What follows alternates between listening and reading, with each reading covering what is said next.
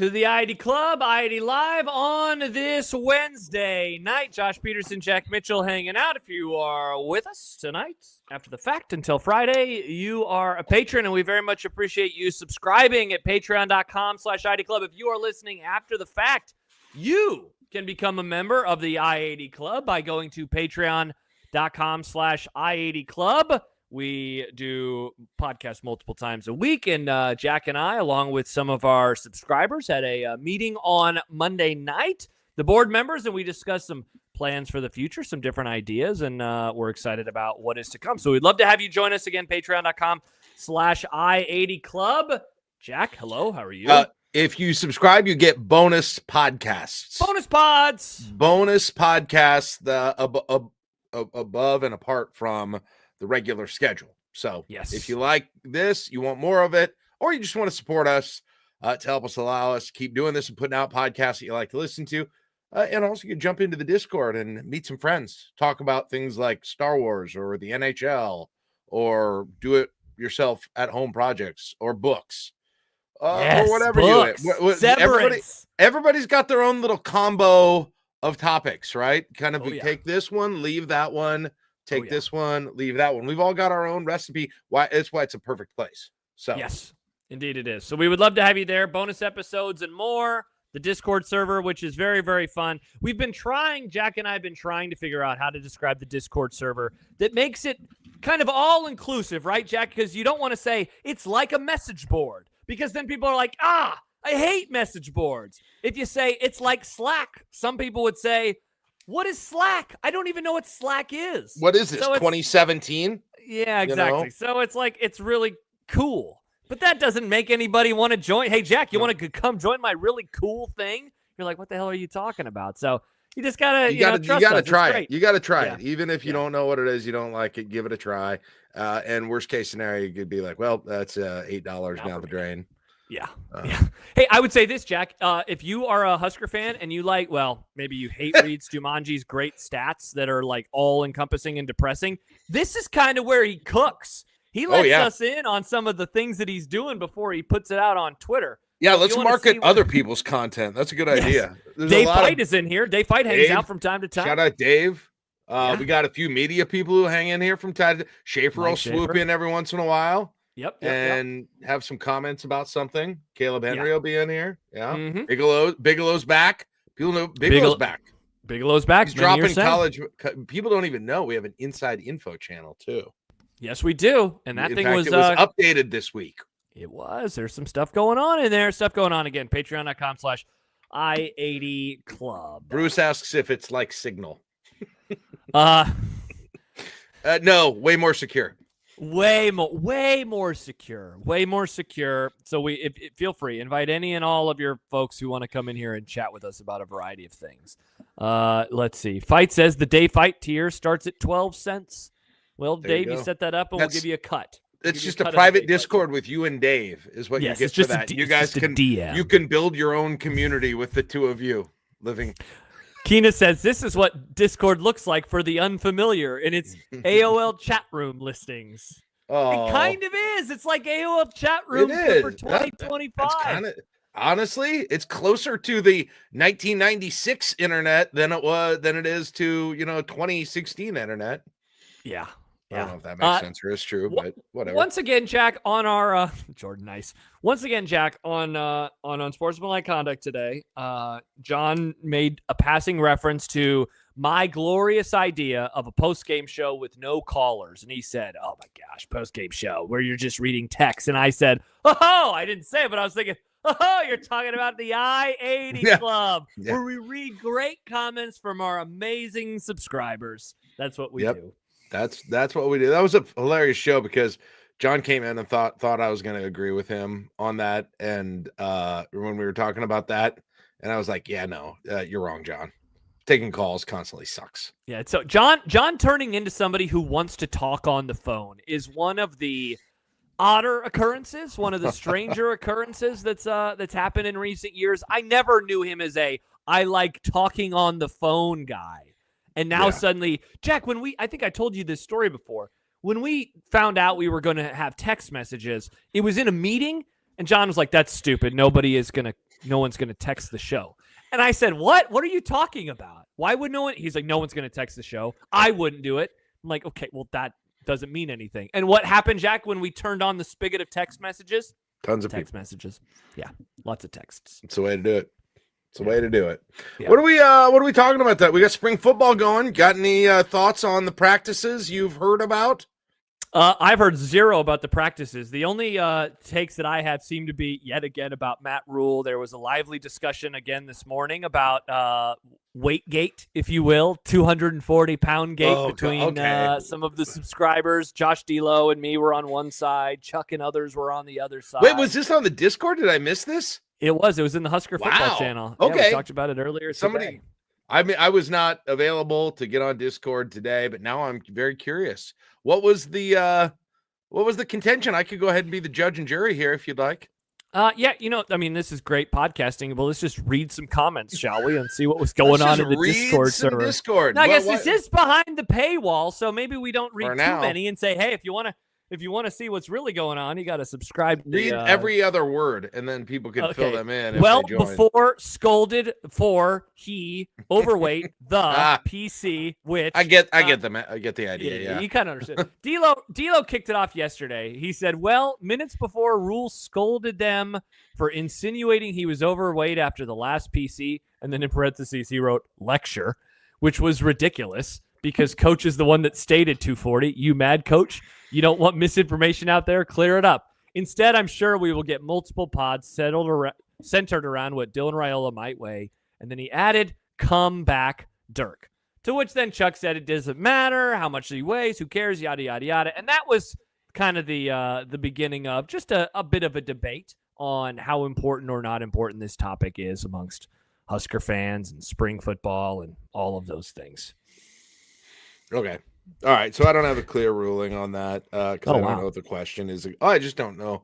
Is the topic a big deal? Is that the I think yes. I think the topic is ultimately, should we be having this as a topic? I think it's the topic. Should we be? Well, there's like nothing. We're literally starting our show with it because it's the most discussed thing. It really is right now. But if there was anything else going on, it would die pretty quickly. You think is my so? opinion. Yeah. I mean, it would have its moment in the sun, but there's just nothing to replace. I mean, it's a news cycle with anything now. It is short. It is short, and things seem outdated so fast, and not as shocking so fast after they happen. And so, if there was something to fill the void, and when there is something to fill the void, I think this will be gone. Other than joking references to it in the future, or when they, when they put out This is interesting. This isn't the first time Rhule brought this up in a presser. Didn't he send someone home from spring ball last year? Yeah, the Baylor transfer. Yeah. Fleeks, Joshua Fleeks. The guy who he's got a special moment in Husker history. Saved the shutout. Non-shutout streak.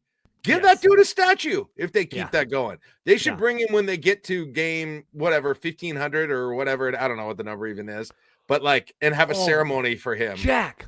This is a great idea. The players who helped save the shutout streak or the non-shutout streak. Yes. Who was the fullback who had the carry against Oklahoma in 04? Krewald? Steve Krewald. Yes, got the field goal. Steve Krewald can be. Let's find every single-digit score game, right? And who is responsible for saving Nebraska in said single-digit score game? How many of those do they have? Where we were really in the second others? Half. Yeah. So you got Krewald and you got Fleeks, right? Are there any others? Right. So you mean not only a single digit game, but one where the scoring happened at the end in garbage time? Yeah, I guess. Is what you're asking. Man, there's no more of those. Yeah. So there just wasn't enough losing.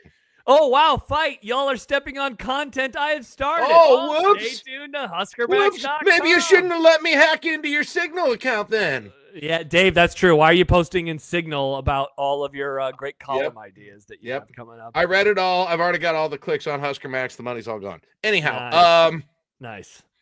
Oh, is there another? Well, Dave, can you help us? I was going to say, Dave. Yes, Dave. Why don't you just tell us what players helped Nebraska from getting shut out in football games? Good Lord, Bruce.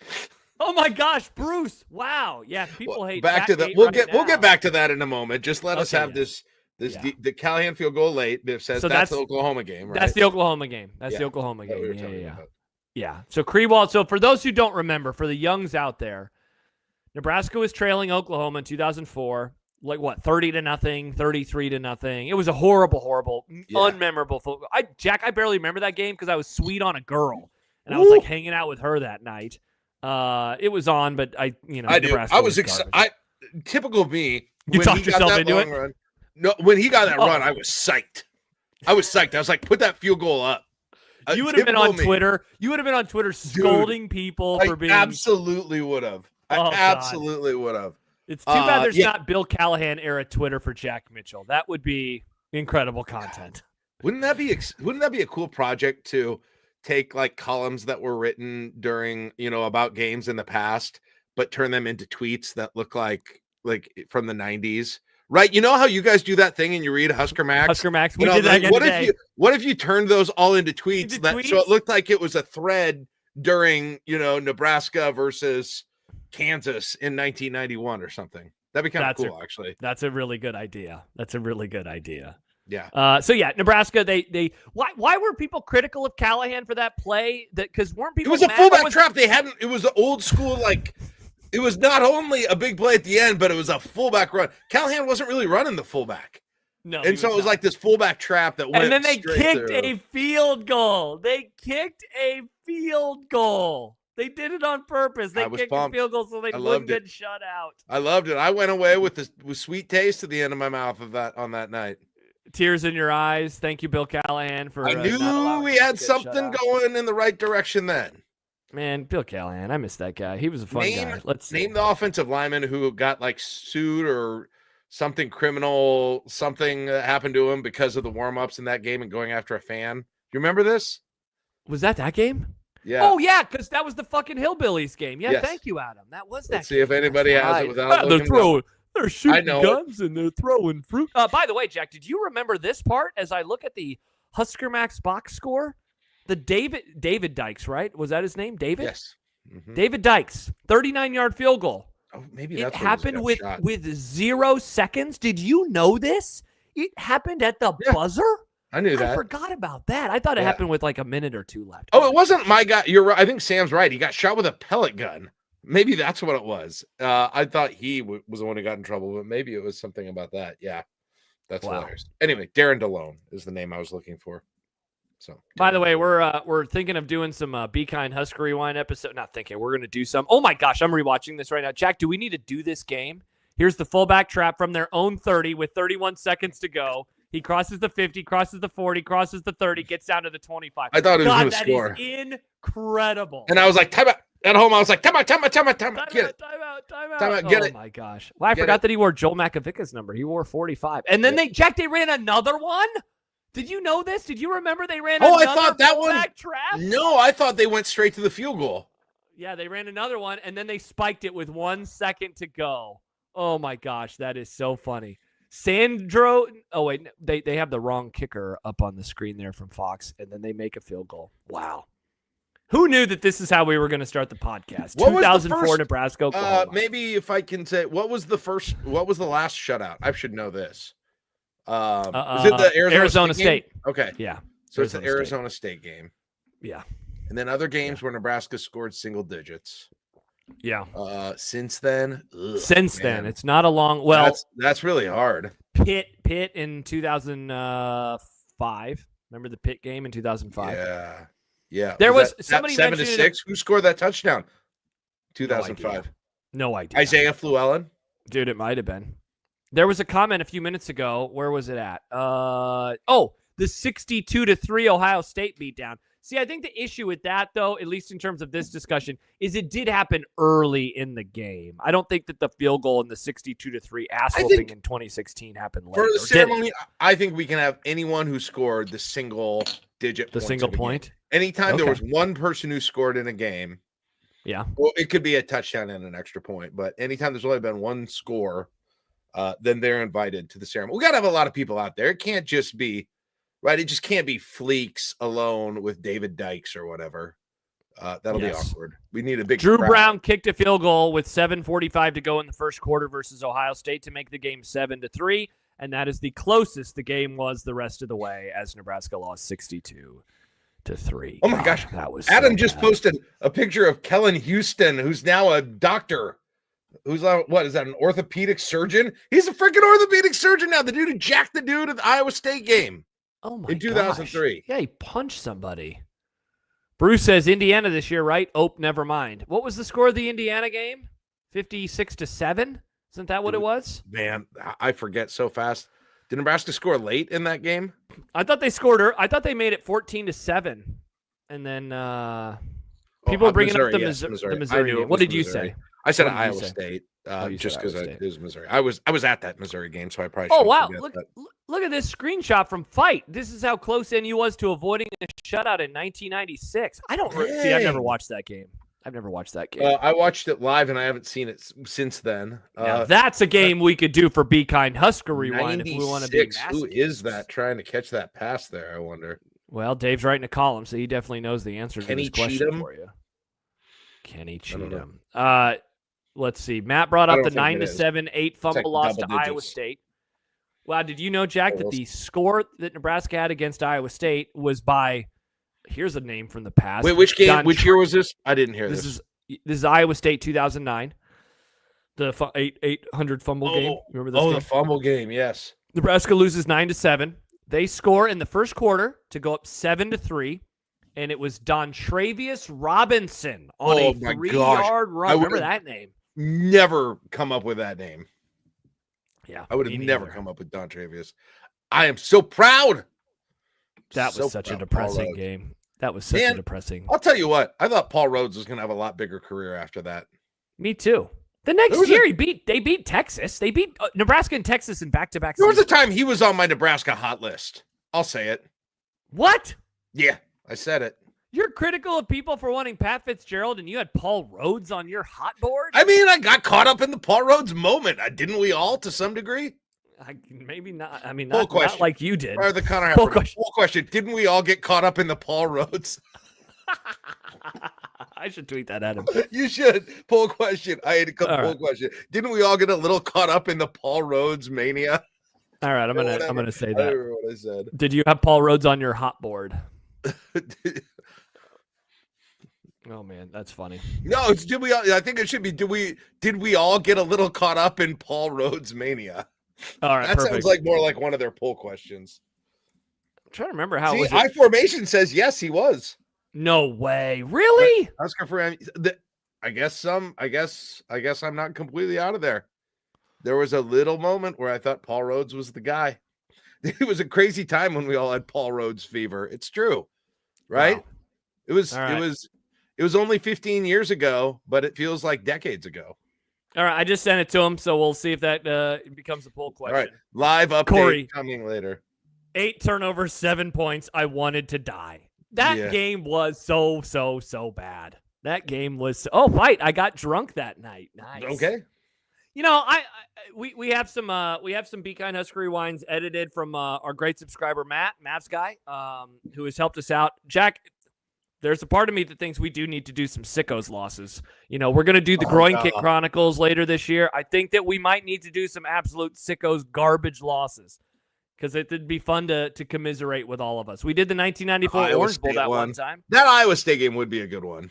The turnover one. It was just so funny. Yeah, so weird. Do we dare watch the Arizona State game in 1996? Again, I've never seen the game. Like that, I'm actually worried about. I've never seen that before, right? This is like you've got something that's brought you trauma and you've intentionally avoided. I can get over that Iowa State loss, no problem, right? I sleep fine at night. But 96 Arizona State for the second time in my life, I don't know about that. It still triggers you? It still upsets you? I don't know. Like, feels like we should be doing it on Halloween and having some kind of a seance or something. I don't know. That's not a bad idea. What day of the week is Halloween this year? We could do that. Let's see. What are you doing on Halloween? Watching the 1996 Arizona State game? Ah, yes.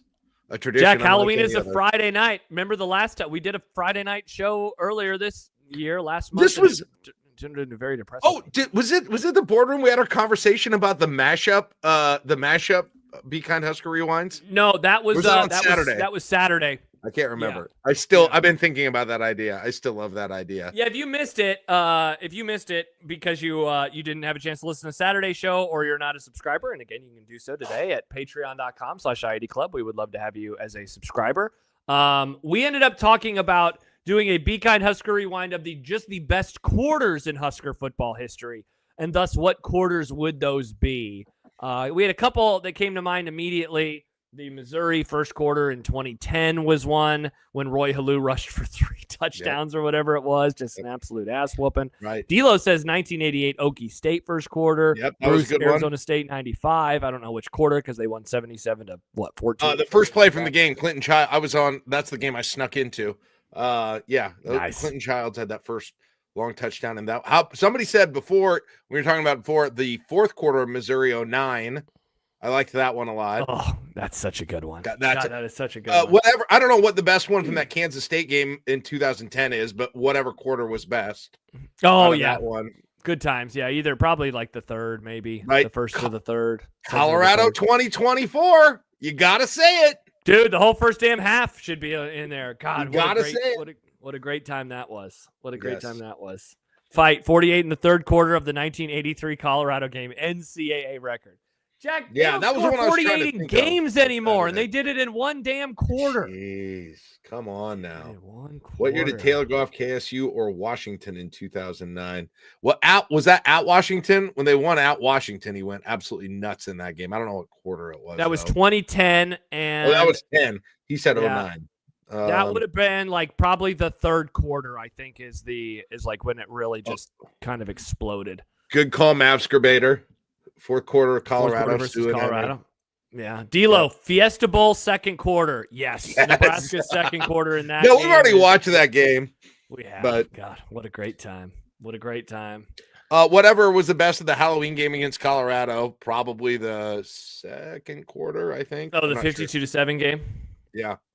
Yeah. That'd be a good one. I've got one too. Whatever. Again, I'm doing whatever quarter because I don't know. The random Bill Callahan beating the hell out of Colorado game. We need to do that whole game actually for Be Kind. The 05 game, the Restore the Order game? Yeah, the Restore the Order game. That game is a weird oasis of Husker happiness. And one of the that you can count on a single hand moments, it feels like, out of the at least non-Pelini years, right? Yeah. Callahan, everything excepting Pelini, I would say. There are multiple versions of that game available on YouTube. So if we would have to get it edited down because they're like 3 hours. That was the one I wanted to do and invite Corey Ross to do it with us. Yeah. That's what I still want to do for that one. All right. Well, we need to actually do some of these Be Kind Husker rewinds this year. We're going to schedule out this summer, okay? We talked about this. We're going to schedule out this summer with fun features. That more people are going to be interested in. It's very exciting. You should be excited. Yeah, it's going to be a good time. Fight Bill's 65-51 finale against Colorado. I mean, that game was just Nebraska kept scoring. It looked like it was over, and then that's the worst thing for me. You watched a game with me like that where everyone knows it's over, but Nebraska keeps scoring, and I'm like, yeah, that Penn State game that we watched for the original Wang Nachos. Yes, Purify went nuts that day. God, I do not remember anything about that game except knowing Callahan was going to be fired and that Eric Cartman introduced the starters. Remember that? That was that weird season where you don't remember this? Jack, no, so ABC, but it doesn't surprise me. ABC would have they had like characters all season long introduce starters. Like I think in the Oklahoma-Texas game that year, Bevo introduced the Texas star. Hey, like it's me, Bevo. Really? Yeah. And so for the Nebraska-Colorado game, Eric Cartman introduced the starters for the for the game. I don't recall that, but it doesn't surprise me at all. Yeah, just a really odd time. A really odd time. So yeah. I've never rewatched that game though. I have no takes on the Colorado game in 2007. Right. Other than it was a bad game. My original thought was put together a game of best first quarter, best second quarter, best third quarter, best fourth quarter. But you could do it either all against a single opponent. You could do it per decade. Well, we just named like 4 games against Colorado. Right. You could even do it like per year. That would be interesting. Watch the 4 best quarters of last year. Oh God, what would they be? Well, Colorado. Either the first or the second. Yeah, Probably what was the better second. quarter against Colorado? I The think second or the first? Second, right? The first has the pick six, though. The pick six was the first, but then this. Yeah, I don't know. That's a good question. And then this year, I mean, maybe early in the Rutgers game too, or not Rutgers. In the Boston College game, you know. Yeah. Well, I was going to say the second quarter versus Illinois. It seemed like Nebraska was about to run away with that game. Dylan had some really, really nice throws. You know. Oh, Sam brings up a good one for the third. UTEP. The UTEP third quarter, because wasn't that game kind of it was. That was when he had the long pass to Banks. No, that was right before halftime. Yeah, do you remember do you remember he threw that one to Banks that he lofted up? Was it Banks or Nair? I thought it was Nair. Well, there was one right before half where they went up in the end zone and got it. Yes. Those two passes got me so excited about Dylan. Do you even remember? I totally forgot that even happened. I know. Like, I'd like to go back and find our chat when those passes were going on, because we were all losing it about Dylan Raiola. Yeah. High Formation says third versus Purdue. Yeah, remember that Purdue game was horrible. It was 3-0 at the half or something like that. Oh, God, like, are they going to lose again? That's right. And then they went on a nice run in the second half. Yeah. I think we did. I think we did a halftime show during that game. Ravi and I did. You and Ravi did. That's right. I had somebody over. Game. That's right. Yeah. That's freaking funny. Is there a good fourth quarter? Sam brought up the Boston College fourth quarter. The only issue with that is that the fourth quarter was bad. That's when they almost came back. Yeah. Not that. Not that. It's hard then because they don't have comeback wins. They Ohio don't have State. Yeah, but then you're gonna have to watch the sadness. Yeah. You know. Man. Oh, Jordan brings up Wisconsin. Yeah, I mean, Wisconsin's got to be in there. Fourth quarter in Wisconsin was good. The field. Let's do Wisconsin. Yeah, all right. Fourth quarter. We'll end on that one. That was the happy ending. Yeah. They were all bad. Yeah. Northern Iowa, says Sam. Northern Iowa was when the cracks first started forming in the great Husker football discourse of 2024. I should have trusted myself after that game. People were, talk about Jack being too positive. I did it after the Colorado second half and the Northern Iowa game, both of them. I was like, that was super unimpressive. They should have been more impressive. I'm worried. And I was being calmed down by many saying, don't overreact. I was saying, don't overreact. And looks like I reacted appropriately. And I was like, you've got to fire that offensive coordinator now and get ahead of it. Interesting. I said that, if you can still actually, it's been deleted. It's not available anymore, but I did. Oh, I wonder why. Where did that audio go? Where did that audio video go? It's hard to tell. It's probably a glitch or error. In any case, I did say that. Can we not watch anything from last year? I know. I just wondered what. Yeah, probably not. You're right. See, but I will say I think it's a good exercise to watch. Finally, the OT period versus Illinois. Nice, Jordan.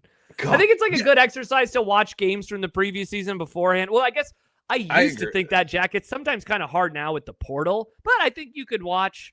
some Dylan Raiola. I mean, think of the way that you were just discussing how we viewed him against UTEP and then how we view him now. It is night and day different. What it would be interesting to watch early Dylan games again. The Illinois maybe the Illinois game honestly Illinois might be the full game to watch, to be honest, because it has a little bit of it's got a little bit of everything. Yeah. By the way, Keena says Jack said it in the Signal group chat. Yeah, that's where true. The Jack Fire Satterfield takes were. Right. I thought I had I had invited all you guys. Is that? I guess weird. Yeah. Usually the invite situation is very easy, and I'm surprised. It was in my private Discord server with Fight. I Formation says Nebraska outscored Wisconsin 17-3 in the second, only 10-8 in the fourth. Okay. Is that true? Wow, I thought that the fourth quarter had way more points. So they never freaking played good in the fourth. There wasn't a game they played good at. Maybe UTEP. But I mean, what do you want to do? Watch Heinrich Harburg come in and take a knee? Did Nebraska play good in the fourth quarter in any game this year? The Wisconsin was what we thought, but that was 10-8. Yeah, that's not looking at. Did they ever solidly win the fourth quarter? All right, here are the scores, Jack, for Nebraska in the fourth quarter in 2024. 3-0 versus UTEP. No, they lost 7-0 versus Colorado. Yeah, fourth quarter sucked, man. They beat Northern Iowa 7-0 in the fourth quarter. No, that's not good enough. 7-7 versus Illinois. Yeah, that And was if you want to throw in overtime. Okay, here's the answer. They beat Purdue 21-7 in the fourth quarter. They Purdue beat Purdue at the end. All right, here's That's some really right. They bad kind of ones poured now. it on, didn't they, at the end? Yes, So, they got like a pick Nebraska six. Didn't they have a that. pick six or something? Yeah, that sounds... Rutgers 7-0. Indiana 14-0. For Nebraska? Did Yeah. Nebraska get 2 touchdowns in the fourth? Good Lord. No. Indiana outscored Nebraska Okay. 14-0. Yeah, Nebraska outscored Ohio State 8-7 in the fourth quarter. There's the other one. They needed one more play, but they definitely played well in that fourth quarter. No doubt. Here's a depressing game, Jack. Nebraska outscored UCLA 6-0 in the fourth quarter. I forgot that game. I've tried to put that game out of my mind. That was one of my last favorite football games of a decade in terrible football games. A sneaky worst game of last year is UCLA. Like, I know the final score is not as bad as Indiana. UCLA was horrible. That was a miserable experience. They were down 27-7. It was legitimately one of I don't know. It wasn't like, I say it was one of the least enjoyable football games I've ever watched. And that's kind of not true because obviously super painful ones, but at least those give you some kind of like memory. I don't know. It was just the most, there's just nothing exciting or enjoyable about it at any point at all. USC rather 7-0. They beat Nebraska in the fourth quarter. God, that Nebraska gave up the fourth down. Remember that? I do. Yes, very much do. Nebraska beat UCLA or Wisconsin 10-8 in the fourth quarter. Hey, kids, they almost made it close. They did. Yeah. You want to get really depressed? Iowa 10, Nebraska 0 in the fourth quarter. Okay. And finally, Boston College 13, Nebraska 0 in the fourth quarter of the bowl game. Wow, that is bad. Yeah, like I knew it was bad, but when you go through it like that one by one, it's time to have an intervention. This is officially a problem, right? Oh wow. Yes, it's time to say, listen, it's been called many things, right? They play to their competition, or they don't have the killer instinct, or they are losing close games. But you could say it in a little bit more concise way to some degree, is that they're no good in the fourth quarter. And does Nebraska have a fourth quarter problem? In fact, you should look at Rhule's first year. Dude, thank you. I was actually literally going to do that. So let's go back to 2023 now for a moment and see what Nebraska did in the fourth quarter and see if this is also depressing. All right, the opener versus Minnesota. Minnesota outscored that Nebraska. Was terrible. 10-3 in the absolutely fourth quarter. Terrible. Colorado 13, Nebraska 7 in the fourth quarter. Yikes! And that was terrible. Nebraska outscored Northern Illinois 14-8 in Matt Rhule's first win. 8. Yeah. And hey, Jack, you don't like that score? Well, how do you feel about Nebraska 14, La Tech 7 in Nebraska's 28-14 win? Yeah, we did a watch party for that game. That was when they stopped it for rain. And and Nebraska was in trouble when they went in. Yes, and stopped, they were. They almost lost that game. Okay.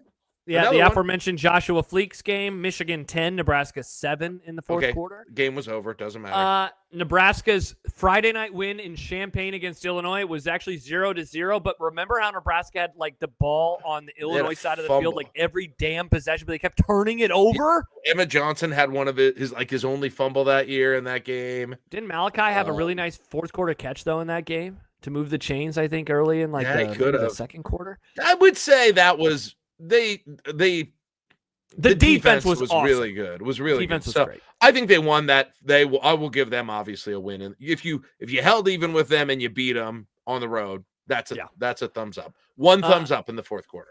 Nebraska 7, Northwestern 3 in Nebraska's 17-9 win over Northwestern.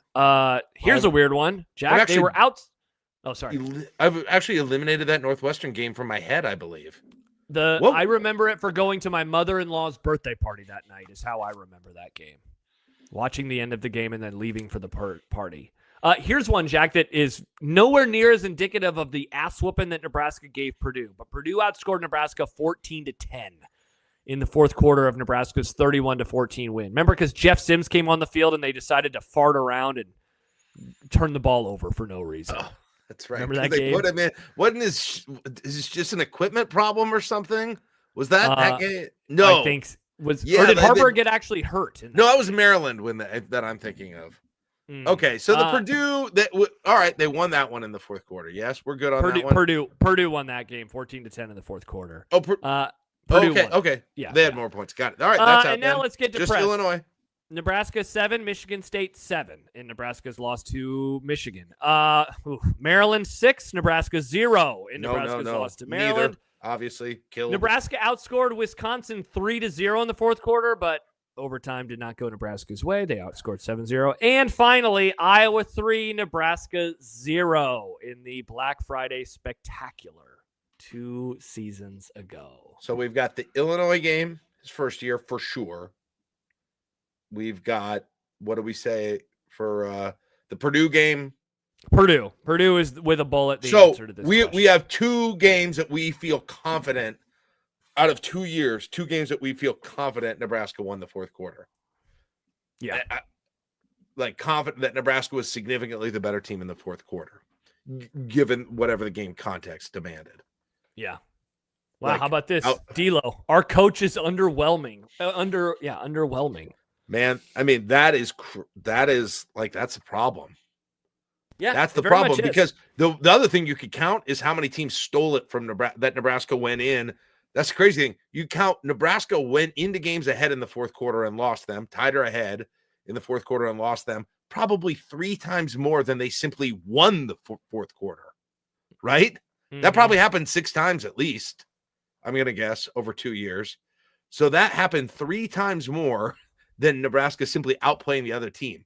They got outplayed in a game where they had been beating them the first 3 quarters, which is just, it's crazy. It really does. It's like stumbling on something super obvious. Everyone, I guess, already knew this, but I never thought of it this way. Like all of the things we try and describe other ways are really about just falling apart in the fourth quarter. Yeah. Yeah. Yeah. You're right. We do describe it that way often, where like, oh, they can't close. But there's something to be said for literally just reading the box score for every game and the picture that it paints you, and all the memories kind of flood back. I mean, like, Jack, there were a couple of games in there that as we hit on them, our faces or our voices drop like, oh my gosh. And then there was that game. Like I'd kind of forgotten. I'm like, okay, what's going to happen when I get to November? And it's like, oh, that's right, the Maryland game.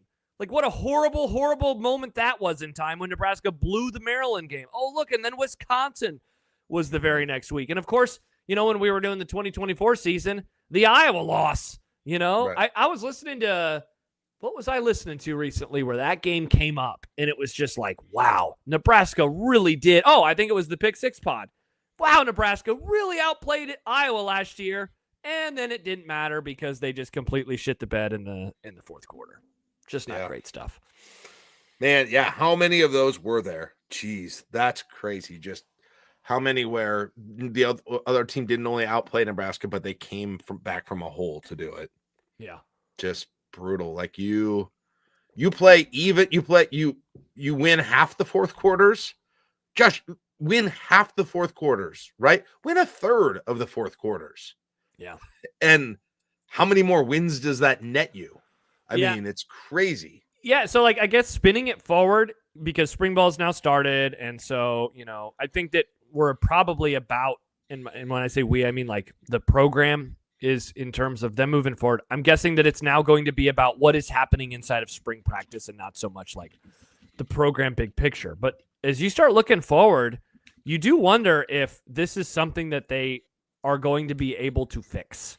Are they going to be able to fix this ill of them? Because if they are, like, Jack, if we're doing a pod a year from now and we're coming off of a season where Nebraska plays really, really well and they're winning more games and they, or maybe in the playoff mix in November or whatever, even if they're just getting to 8 wins, them not crapping the bed entirely in the fourth quarter is going to be a huge, huge, huge reason why. Reason why. Yep, for sure. And how do you fix that? I don't know. Like, what is that? That's a really interesting discussion in itself. Why does that happen? Is it physical fatigue? Is it pressure on the players and the coaches? Which, is kind of what I blamed it a lot on, is the, oh boy, here we go again syndrome. Yeah. But like, how else do you explain it? Right. Is it about it? It feels to me like it's most just about pressure and not handling pressure in the moment the way that the other team is. Playing the way you do at the beginning of a game that you do when the pressure is on, or the way that you do in practice. Yeah. Which, by the way, goes back to what Rhule said, remember, last year, is like when he pulled them all over during that Friday Night Lights thing or whatever, the practice thing, and he was like, you guys don't play like you practice. Yeah. Which is oddly, Jack, that's now the second time that moment has come up on something that I've done in the last 2 days. I can't remember if I brought it up today or yesterday, but I brought it up with John, and now you are bringing it up as well. That was something that he talked about, and we noticed it in the moment. Like, wow, this is weird. I didn't even get it necessarily, but now that I just talked to myself, and it's not that it was complex, but now that I just talked ourselves through this little exercise, like they quit playing like they did the rest of the time, not just at the game, but in the fourth quarter of the game. For sure. Let me ask you this. Did you watch the Matt Rhule press conference yesterday, or were you just kind of taking it in via the quotes? Okay.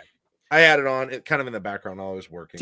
Are you noticing like a different guy? Like, do you think that the stress of everything is starting to be felt for the program? You know, I mean, like you go through the exercise we just did, and it does kind of really paint a picture of, wow, they have left a lot of wins on the field over the first 2 years. How could it not? Yeah.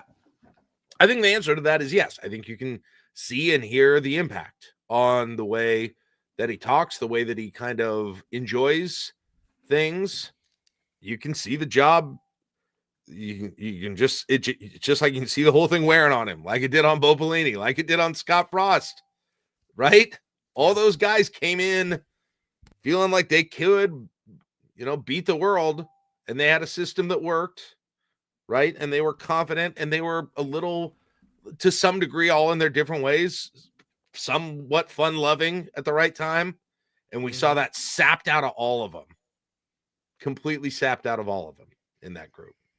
Let me along these lines, let me bring up something that I wrote on HuskerMax a few weeks ago, because you and I haven't talked about this, but for those who have missed it, and I can post the link inside of the chat channel right now if anybody wants to check it out or save it and read it later. But essentially the premise of my column was why year threes kind of predicted what was next for Frank Solich, Bo Pelini, Bill Callahan, Scott Frost, Mike Riley, and what that could mean for Nebraska in 2025. And so I kind of want to go through some of these, Jack, and see if you think that this is something that is like applicable to the 2025 season. So the year three for Frank Solich, why I thought that was like a predictor of what went wrong was that they proved that they were unable to win on the road against ranked teams. Nebraska under Frank Solich was horrible against ranked teams on the road. They were 1-9. In 2000, they beat Notre Dame. That was the only and the last time that Nebraska ever won a ranked game on the road under Frank Solich. And so I wrote, what does it mean for the 2025 Huskers? Not so much that Matt Rhule struggles on the road versus ranked teams. It's that he struggles against ranked teams. We all know the record, right? He's 2-22. He's horrible. He's never won a game versus a ranked team at Nebraska. Nebraska actually has not beaten a ranked team since 2016. So I guess I'm trying to figure out how I want to ask you this, but it's basically, is that applicable? Do you think that is an applicable conversation to the 2025 Matt Rhule-led Huskers? Like, could that be a sign of bad things to come, I guess, if they're unable to do it this year? I mean, in the way that you were using it was a new thing, though, kind of, right? That was kind of a new thing. This won't be a new thing. It's never happened under Rhule. That's true. Right? That's true. Yeah. So it's a little bit hard to analogize it, I guess, for me to that. But, yes, if they continue not to beat ranked – Josh, if they continue not to beat ranked teams, they're still not going to have a big win. They're still probably not going to have a good season. And, the final record is going to be indicative of that, whatever it ends up being. But I mean, I don't know what they'll do. It's too early to predict that, like what the line is. But yeah, it's going to feel at that point, you start to say, I'll be surprised if this clicks somehow at this point. Right. Yeah. It's hard to imagine. Maybe I'll change my tune after I see the season, but it's hard to imagine them having the same record next year, still going to a bowl, same record as last year, and saying, okay, but the next one is the year that it happens. At some point, like, I think you do have to be sort of realistic about when that happens, and I'm not giving hope for this year, but at some point that has to start to happen. All right, well, along those lines, I think that's going to lead into maybe the most obvious one, and that was year three under Bill Callahan. So that was 2006, and for those who don't remember, they are coming off of the game that we spent a few minutes talking about earlier. and that was the Restore the Order game in 2005. And Nebraska was ranked. They went on the road against USC. They played not to lose by 1,000,000 points. They didn't. They lost by 18. And after that, they hosted a game versus Texas. Very famous game. They lose that in heartbreaking fashion. They lose to Oklahoma State. They lose in the Big 12 championship because they didn't win the North, and then they lost their bowl game. And so the thing that I said with that was, why was this a sign of things to come? It was that they could not take the next step as a program. They had multiple opportunities. The Texas game, the Oklahoma game. I mean, true like benchmarks. Beat a top 5 team, Texas, win a conference championship for the first time since 1999, unable to do that. And to apply it to this year, I wrote the bar has most certainly been lowered in the 19 years since 2006. At the time, taking the next step was getting back into the top 10. Now, I mean, what is the next step, Jack? And so, I guess I would ask you this. Is there like a bar where if they don't reach it, we're saying, golly, maybe it's not this. Maybe he is unable to take whatever that proverbial next step is at Nebraska. I think some people would probably say 8 wins. Some would say 9, maybe even. I don't know. It's. I mean, maybe mine's a lower bar, but he's got to show. I think if he doesn't show improvement from, and if you want to just base that solely on wins and losses, because that's a short of hand way to do it, then that's it. Like if it's not a better year this year than last year, that for sure that's the bottom line of it on the whole thing. Now, if there is improvement, you probably get into some disagreements about how much improvement there needs to be. Yeah, for sure. 2010 year 3, that was Bo Pelini. Why was this a bad sign of things to come? Well, it's funny. I used a word, fishbowl, that has been mentioned within the last few minutes from Dave Fight, where he wrote, very few people are cut out for this fishbowl. Toxic fans with unrealistic expectations. I very much thought that the fishbowl nature of Nebraska got to the entire program that year. That was a very famous fall camp with Bo Pelini always wanting to fight, it seemed, with reporters. I mean, he went after a message board runner, if you will, in the basement of the Cornhusker Hotel the morning of the Texas game. Him and his brother went after a cameraman after the Texas A&M game. Yep. I mean, like, that season is Harvey Perlman had to put out a statement. It is chock full of it's the greatest season. I love that season. I wish that I could have been doing daily radio. What could this mean for 2025? Honestly, Jack, it's kind of what we talked about to start off this whole conversation, and that's like, man, Matt Rhule just seems a little bit on edge right now in a way that he is not in the first 2 years. Is kind of how I applied it. Right, which doesn't seem to be real promising, Josh, for loosening up and winning in the fourth quarter. That's the one thing you can't be doing. That's a great point. Like, yeah. I mean, he needs to – I'm sure it's way easier said than done, but I do wish I wish he came off as completely confident right now because he doesn't. Now, I can't imagine how he could. I don't blame him for not feeling that way, but it sure would be nice if he really was. And if there was some level of calm in the program, whatever it is that can get you over the, here we go again in the fourth quarter.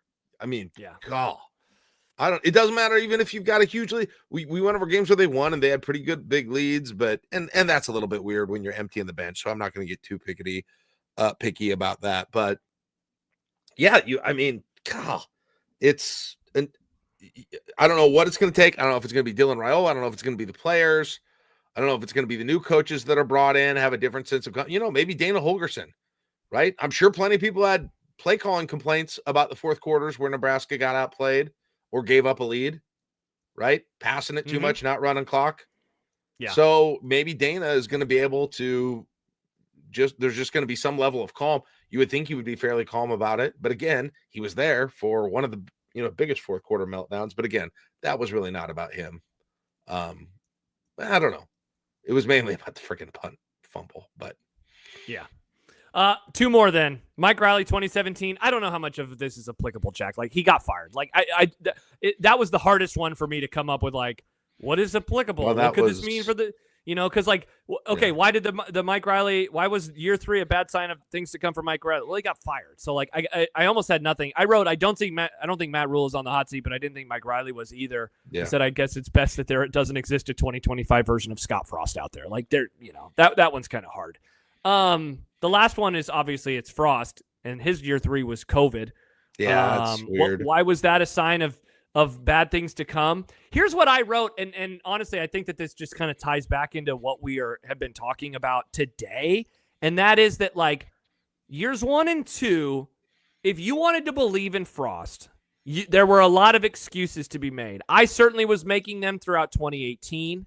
I kind of stopped making them in 2019. But if you wanted to, you could say, well, this didn't go his way. What about the Akron game? What about the injuries? All of these things, right, where they're not getting dealt a good hand. And I know that people still said that after the COVID year, so I'm not going to pretend that everybody was like, oh, yeah, okay, he actually is bad. But 2020, everything just kind of came home to roost in a way where it was like, I thought it was inarguable. I do wonder, Jack, if you and I are doing a pod in October and we're like, wow, another bad fourth quarter, huh? Like, that I guess that would maybe be a sign of things to come, right? Yeah, that's true. Maybe that's more what it is the same exact problems hold them back, which is melting down in the fourth quarter. Yeah. Yeah. It's like, can you lose in different and unique ways? This would be a good topic. This would be a good topic just in the off season. Like, how much, what are the goals for Nebraska in the fourth quarter? Like, if you were even to write the goals, is it outscore the opponents overall net in the fourth quarter? How much of a difference would that make? I don't know what the answer is to that, but that'd be kind of interesting. And I think, just kind of tracking it then during the year, right? Go into the fourth quarter of a game and say, well, whoever wins this quarter is going to win it. That's true a lot of the time. Yeah. So, yeah. Let's see. What do we got? Let me say this real quick though about Rhule though. Like, okay. There's also a little bit of a sense of people who just don't like him now or so annoyed by him. 100%. And like, for me, I don't feel that way. But I don't feel that way about him through this whole thing. In fact, Josh, like, there's a part of me that wants to get him winning because I think, well, I want that no matter what, but I think he would be good to have in a situation where Nebraska is winning based on what he's good at. I would love to, Kyle, if you could get there. I think it sounds so stupid, but I think he becomes a better coach when he's winning, if that makes sense. It does. It 100% does, because it just kind of, it just, like, success breeds more success, right? I sometimes, a lot of the times, Jack, in discussions like this, I think about my running journey and what's happened with me over the last 5 years. And one of the things, a piece of advice that I always give to new runners is like, hey, like, don't go out trying to run your fastest or your hardest every time. Run slow, and the successes will come. Like, you'll get better. But that is very easy for me now to say this because I'm not starting at step 1 anymore. It's easy to say, why don't you want to go to the gym every day? Just build it in, and it's going to become a habit. But it's a habit for me. It's easy for me to say, just have it become a habit. You can see the finish. You've seen the finish line. I've seen the finish line. I've done, yes. And so to tie it back to Nebraska, I get it. What you're saying, Jack, I like, it's kind of goofy, right? If they're good, then they'll be good. But I mean, yes, it helps when you're good and you can point to genuine successes. It helps you be better moving forward. I feel like this dude, I think confidence is his steroid, right? Self-confidence is his steroid. 100%. And I think a lot of people are like that, to be honest. Like, if you can get yourself feeling like that, it triples what you're able to do in a whole lot of ways. And so but the problem is exactly what you said. He's got to work up to that. He has got to do what he hasn't been able to do to ever get to that. And that's win fourth quarters. Win in the clutch, win when the pressure's on, win when things look bad, win when the, oh shit, here it goes again is going through your head, win when you're not getting the calls from the refs. You just have to do it. That is what separates a good coach and a good team from a bad one. And that's very obvious, but for sure, you got to have some damn pride to be able, there's one thing you got to do, and it's calm down and figure out how to operate without having your hair on fire during the fourth quarter. Mm-hmm. Yeah, for sure. And you know what? They shit the bed against Boston College and they came out with a win. Now, it was a bowl game and the transfer portal and it wasn't the normal roster and yada, yada, yada. But, like, could that mean something for them? I also, though, Jack, thought, hey, they got the Wisconsin win. They're going to play a whole lot better. And they looked the exact same as always against Iowa the next week. Like, it was like they play well. They kind of dominate in a myriad of statistics. They own the line of scrimmage. They have 1 million first downs. What did Iowa have? 5 first downs in that game? And Iowa won. So it was like, it was so weird because I had been making the argument for seasons If they can just get that bowl win, they're going to be such a different looking team. Yeah. And I feel like that was disproven literally 1 week later. You meant if they could get to the bowl, the pressure would come off. You said if you could get that bowl win, but you meant if you get to 6 wins. If you get to 6 wins. And they did, and it didn't matter. At least the next week. Week. Royals Girl says, fourth quarter, what does success look like? How about we play to win the game and not what I feel many of the fourth quarters have been, play not to lose the game. And I think that happens in every way. What happens is you start thinking about how it's gone wrong before and how it's going wrong again. And so you start it's a mentality. Players, I'm sure, everyone, you know what some people do when the pressure on, maybe you do when the pressure on, you begin to clench up. You begin to start thinking of the worst possible outcomes and start to worry about them instead of doing something about them. So, that's I-formation. They manifest the loss. Yeah, you can feel it. Yeah. It's been palpable in this program way before Matt Rhule. You can feel it. And you just know, right? Some people are negative. I won't talk about Nebraska ball for more than 30 seconds as an example, but negative about Nebraska basketball. But I never get the feeling within games with them that I do of being sure that a close game is completely unwinnable for the football game. Yeah, right? I mean, we watched the Ohio State game together, and there were moments where it was like, this is going to be horrible. There's moments where, but you're never like locked in like this is the death, Right, it's right. Maybe a couple times, but you can, I can't ever. There are games where I just know it's not going to work, even though it looks like it does. You can you can feel it coming off the screen when you're watching it. Like, they can't win this game. The Ohio State game actually is a perfect example. The entire time I was like, this is amazing. But something will not go right at the end, even though it's still laudable that they did it. And sure as shit, they gave up a fourth down. Yeah, for sure. They can't score from the goal line. They give up the fourth down, it'll be there. At the end of the game, they know it'll be there. The coaches know it'll be there. Everybody knows it'll be there. Yeah. And you can try and I don't know what they're going to do to get over it. They've got to find a freaking dominant player. Probably needs to be Dylan Raiola, but I don't know if it will be. They got to find a dominant player that overcomes all of that, to be honest. You've got to have a complete playmaker who takes over for this team to get over it, who isn't have all the crap in the back of their head. Yeah. And his name is Dane Key.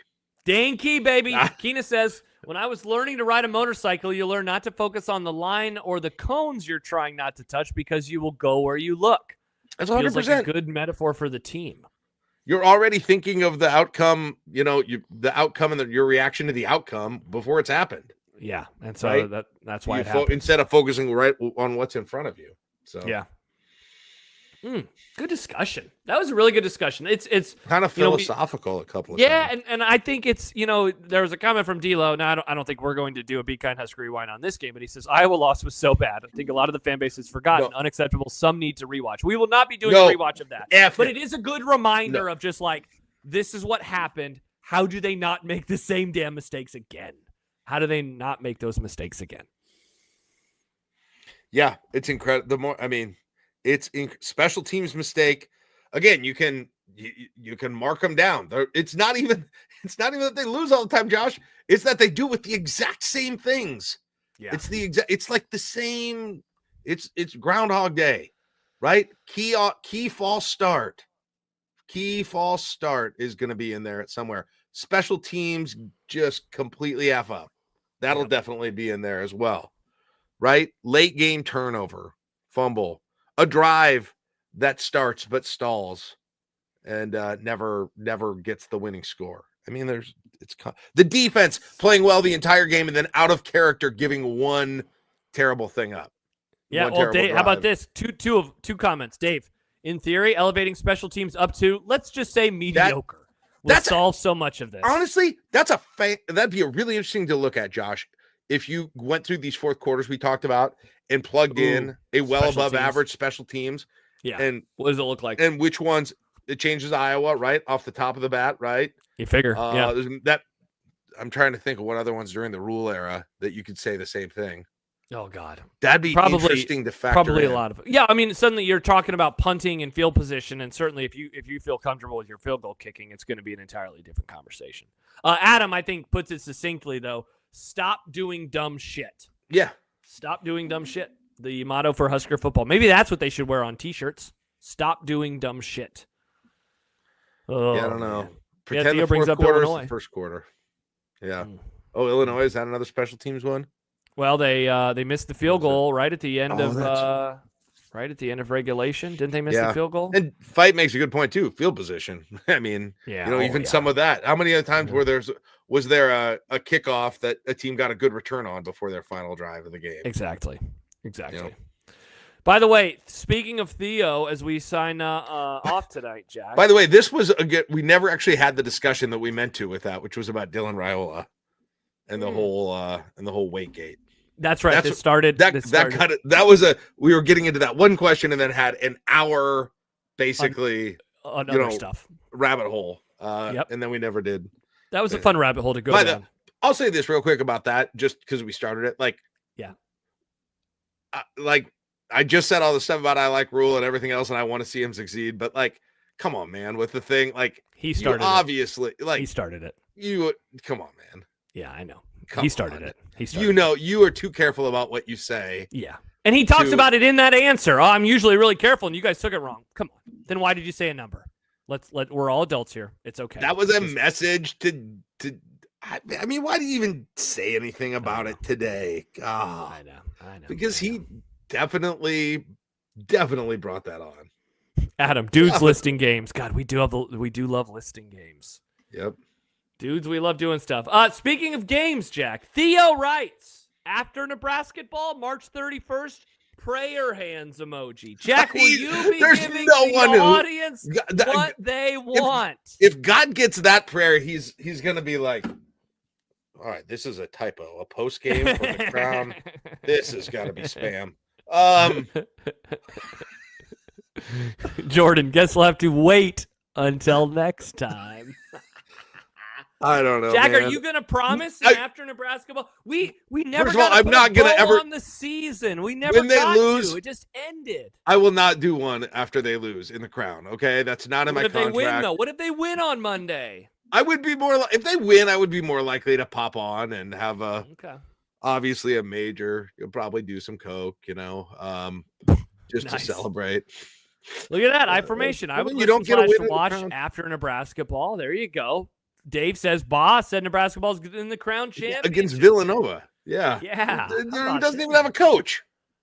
Oh man, how about them apples, Jack? All right, so maybe we'll have a post-game show. Look at the prayers continue to come in. Maybe wins only. Maybe if Jack is in the mood, this champagne is the post-game show. Adam. Champagne room, which doesn't even exist anymore, but you just drink champagne and go into any Discord room, and it's a champagne room, really. But what's happening on your TV? You're making the Lakers just won on Luka missed a floater and then LeBron tipped it in. It left his hand with 0.1 to go and they won the game. Go Lakers, baby! My Lakers are back. Oh, now we're watching the NBA. I don't know. This is a terrible. Why in the F did Major League Baseball not do today as opening day? By the way, that's a good question. Why don't we compete with the NCAA tournament instead? Whatever. Yeah, they're stupid. Whatever. All right. Okay. So does that mean you are doing it? I couldn't. No, I think I've been very clear. It's if Jack is in the mood post-game show after every Crown game. If Jack is in the mood, your chance to hear his thoughts on the Crown game that just passed. Wait to see. If he's not there by half hour after the game, he ain't coming. Okay. All right. Well, there you go. Maybe we'll have another after Nebraska ball. Hopefully Caleb and Bigelow are available too. Jacob says, would need enough super chat money for me to black out TBA. Yeah, I'm going to do something wild if they win the Crown. I don't know what it's going to be yet, but maybe a tattoo. Should I get a Nebraska ball Crown Champions tattoo? Jack, yes. 100%. 100%. Nebraska basketball 2025.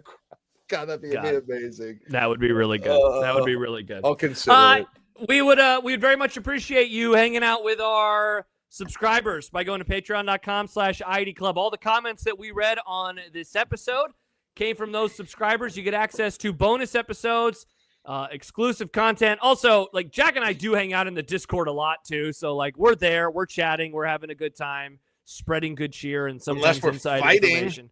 Unless we're fighting like you were today, evidently, and not me, which is weird. Yep, I talk a lot about movies and books and TV shows that I am watching or reading, so you can check all of that out in there as well. We have a great group. In all seriousness, we have a great group of subscribers. We'd love to have you. Patreon.com/I-80 Club. Yeah, whatever.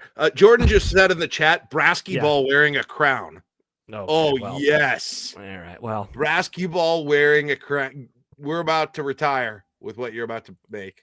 Yeah. Let's go. Well, okay. Jack, if do we only put it out if they win, or do we, yeah, probably because you can't order it. Well, I don't know. I mean, do we need to work on this if they win, we will release a new line. It's like home field, right? We will drop our new line of Nebraska ball crown wear. How gaudy do we want the crown? What are we thinking? You're like one of those England ones with like the red on it too, and like the gold line. Like, what are we looking at here? Well, what is there? Is there a logo? Are they gonna have anything on the court or anything that we can kind of look at what they're referencing? I don't think of it as a red one. I don't want any. I don't want any velvet. No velvet. Velvet. I don't think I want any velvet. I guess I imagined like my crown. Like a regular, just kind of a regular golden crown? Or put it on like, I don't know. This is kind of what I had in mind. Okay, I can do that. I don't know if that's good. See, look at that. Bigelow just posted the logo. It looks like a basketball, half of a basketball more than a crown. Okay, I can do. Let me whip this up before we go. Before we say see you later to our wonderful audience. All right. Oh, and you could have it like tipping off its side like that Notorious B.I.G. Jack, this is why you and I are great friends, because I literally already did that. Nice. Every time my wife and I both agree on something like that, I go, soulmates. What is that from? That's from something, isn't it? Saying soulmate. Oh, no, it's not. It's something I do. I made it up. Okay, I like it. That's that looks like they won the women's crown tournament, though. If I'm being honest. Interesting, Jack. That seems Can a I little say that? sexist. Is that problematic? It looks like they wore the. Jack, it looks like they actually not only won the women's. It looks like they won the 7th grade girls division. It looks like they won. It is 2025. We're kind of allowed to say whatever we want these days. Sometimes in various chat rooms. I think I have maybe more of a manly. Jack, I think I got a bit more of a manly one for you. Yeah, I don't think. Yeah. Okay. Thank you, Biff.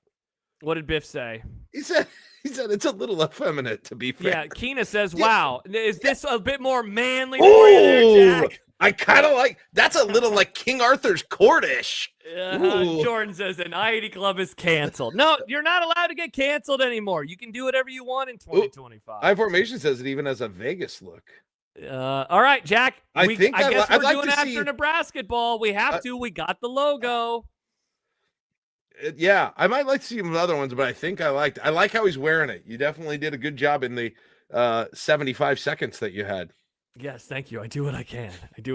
This is like Chopped on the Food Network, but with making graphics, right? We put you on a timer. That'd be a fun game show to do online. Me the Canva challenge. Yeah, like speed Canva chop. Basically, Canva. Like Canva Don't chop. give this idea away for free. We might and then have I to just edit give this out of the like podcast. clip art. I give you all get the same clip art, right? And you get and you've got to make it, and then clock starts now.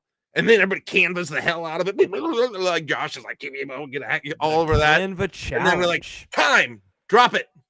And then we display everyone's Canva for me. And then I get to decide Alton Brown's the host. I-Formation. That was worth the subscription. There we go. And that's why you should subscribe today. Patreon.com/I-80. Look at all these people. They want it. Fight. I would watch it show. Keena sounds amazing. Look, I just crap out $1 million ideas. And Jack, now we have to root for them to win this tournament so we can make Crown Championship merch with basketball. We have to do this now. Nebraska, we need you. Because Jack, you know what this means? If they go on a run, you're doing a post-game show like every night. We're back, baby. The club is back and running. I mean, if we're in the championship, we probably will need to go live with the pregame at about 6 a.m. On that Sunday morning and just go till tip-off, which I believe is late after afternoon. I have no idea. It's what it very is. weird. Oh, shit, Jack, if they win on Monday, does that mean they're playing on Wednesday? Wednesday night. Ooh. Oh, no. What about our podcast? I guess we won't watch the game. All right. Well, we'll figure it out. I haven't looked at the exact schedule. Okay, so if they win on Monday, they would play. What time is that? Is that Pacific time? They play at 8:30. All right, we'll just go a little early next week to do Crown pregame coverage on the I-80 Club. All right, we're back on Saturday morning for subscribers. Our bonus episode on Saturdays, the Saturday morning coffee show. So we'll be doing that. Jack, Keena says I need to do a new crown every time they win. I start with this. If they win, I'll go to whatever Halloween spirit or whatever and get another one. And I'm not sure if those are open yet till next week, but anyway, we'll figure it out. All right. So we're back Saturday and then maybe Jack on Monday, with Bigelow and with Caleb Henry. Caleb has no idea, but Caleb just got invited to do another post-game show. And maybe the brunch show. Jack, do you guys bring back brunch show on Friday? Bring it back. Brunch. For who? Who is a Friday brunch show 3 days before they play in the Crown 4? Exactly. Maybe there's transfer portal news. There's all sorts of stuff. Lots of content. There kind of is. I want to talk about it on here, but no one lets me, so maybe I should. That's right. And look at this. We just did an hour on Husker football, and Huss was nowhere to be found. Yeah, what in the hell? Or Texas Toast. Okay, yeah. You start with 30 minutes on Husker basketball. No one gives a shit. Stop it. Man, he was so triggered. We did a great football show for him, though. Hope you enjoyed it. We did. All right, we're going to say goodbye. We're just joking, by the way, man. Yeah, thank you for subscribing. Oh, yeah, it's late. Wow, 12 minutes. All right, for Jack and Josh, we'll talk to you on Saturday morning. Have a great rest of your week, everybody. Goodbye.